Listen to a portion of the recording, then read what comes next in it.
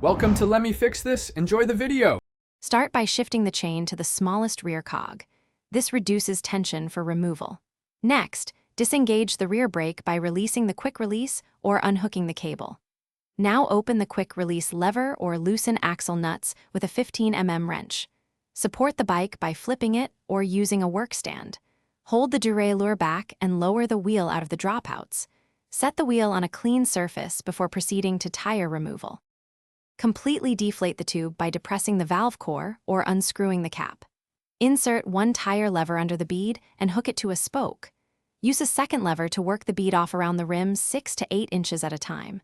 Remove the tube starting at the valve, pulling it through the bead. Inspect the tire interior, rim strip, and spokes for sharp objects or damage.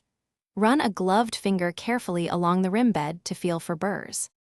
Partially inflate the replacement tube to about 1/2 of final pressure for easier seating. Insert the valve through the rim hole and tuck the tube evenly into the tire.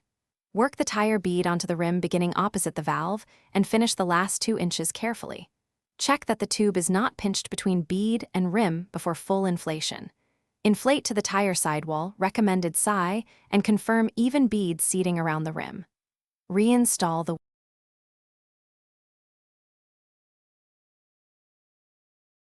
Thanks for watching. If you found this helpful, don't forget to like and subscribe.